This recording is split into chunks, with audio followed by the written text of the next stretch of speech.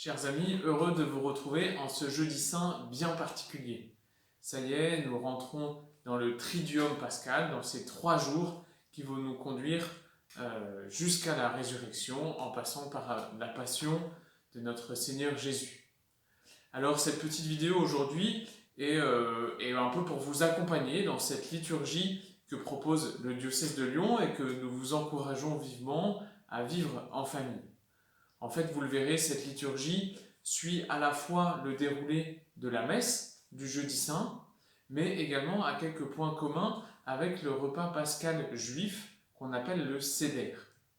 Notamment dans la lecture des passages de la Bible que nous faisons, que ce soit le livre de l'Exode ou que ce soit le psaume 115, et également dans les psaumes qui sont proposés à la fin dans le document, les psaumes des montées, du Hallel qu'on appelle, qui vont des psaumes 113 à 117. Avec vous, je voudrais revenir sur 2 points, 2 essentiels, on pourrait dire, vis-à-vis de ce jeudi saint. Il y aurait beaucoup d'autres choses à dire, mais je me limiterai à ces 2 points. La première, c'est que, en fait, le jeudi saint, greffé sur le repas pascal juif, est un mémorial.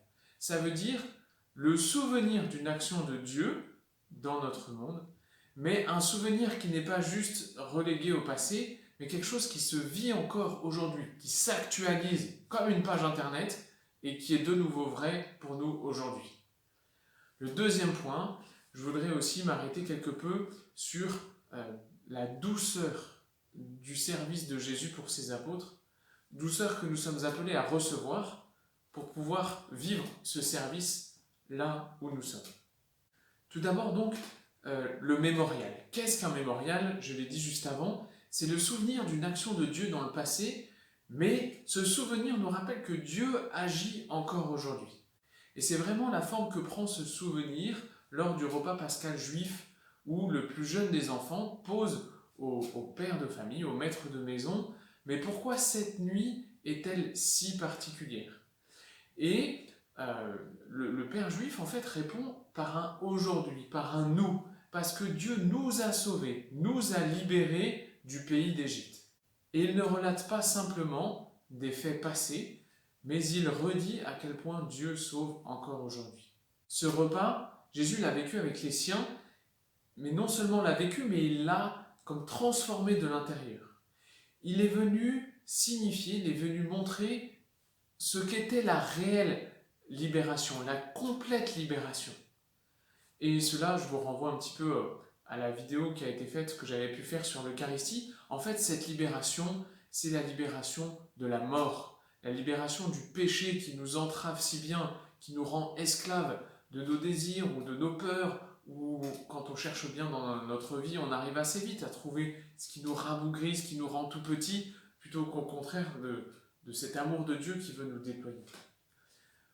En fait, nous, quand nous célébrons le jeudi saint, nous nous rappelons que Jésus, le Fils de Dieu, s'est fait homme, mais qu'il a accepté de donner sa vie, qu'il a accepté de mourir sur la croix pour pouvoir nous libérer de cette mort et de ce péché. Et ce sont les premiers mots que vous pourrez trouver dans l'évangile de ce soir, dans l'évangile de Jean.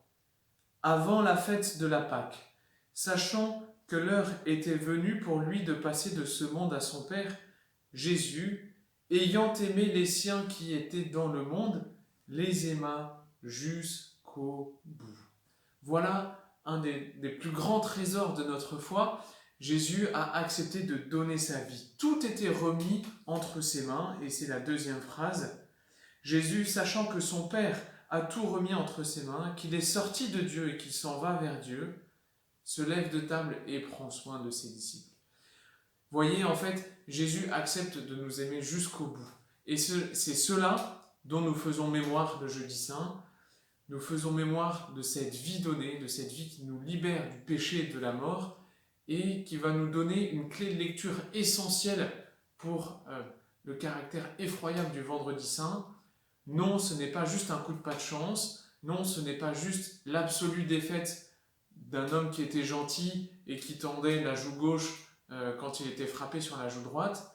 C'est l'œuvre du Fils de Dieu qui vient nous sauver en nous donnant sa vie, en donnant son corps, en versant son sang jusqu'au bout pour nous. Le deuxième point est donc cette douceur du service.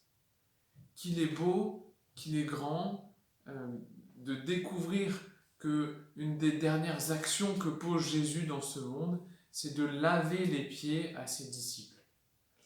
C'est un geste réservé aux esclaves, un geste vraiment très, très humiliant en fait, quand on le fait. Et puis, nous avons des chaussures et surtout des chaussettes. En fait, pour nous, ça nous paraît un peu étonnant, mais il faut voir les pieds à l'époque de Jésus, c'est pas tout à fait pareil, et ça compte dans le geste que Jésus pose. Mais Jésus, justement, vient le poser pour redire à chacun, regarde comme je t'aime, regarde comme je veux prendre soin de toi, comme il te faut accueillir jusqu'au bout cette douceur et cet abaissement du service qui est si déstabilisant.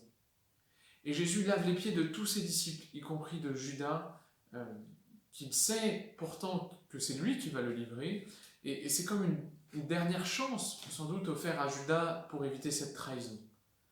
Et nous voyons à quel point il est difficile de pouvoir se laisser faire, à quel point nous aimons prendre les choses en main, et que cette figure de Simon-Pierre nous est parlante. Non Seigneur, pas toi, tu ne vas pas faire ça, tu es El Meshia, celui que tout le monde attend, tu es grand, tu es fort, tu sauves des gens, c'est pas à toi de faire ça. Et Jésus l'invite à se laisser faire. Jésus l'invite à accueillir tout ce qui va arriver selon le temps et le plan de Dieu. Et même le reniement en fait, pour lequel Jésus prévient Pierre en lui disant « mais je le sais, toutes tes trahisons, toutes tes faiblesses, tout ce qui fait que tu me renies, je le connais, et pourtant je l'accueille et je le pardonne, pour que tu puisses te relever et ensuite, à ton tour, témoigner. » Donc vous voyez les deux points essentiels de ce Jeudi Saint que je voulais mettre en lumière aujourd'hui, le mémorial de cette libération de Dieu et cet abaissement du service qu'il nous faut accueillir pour nous-mêmes.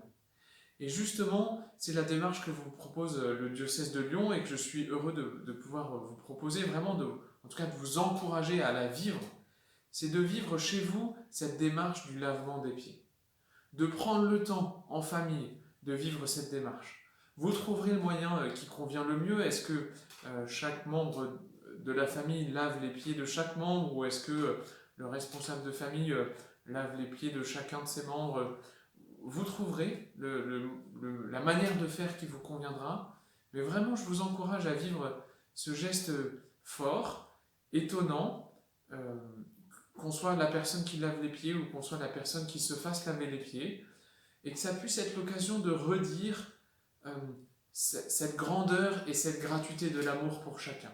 Je t'aime avec tout ce que tu es, malgré les difficultés que nous traversons parfois, les disputes que nous avons. Je t'aime et je veux t'aimer toujours plus. Chers amis, bon Jeudi Saint, bon courage à vous tous et à bientôt.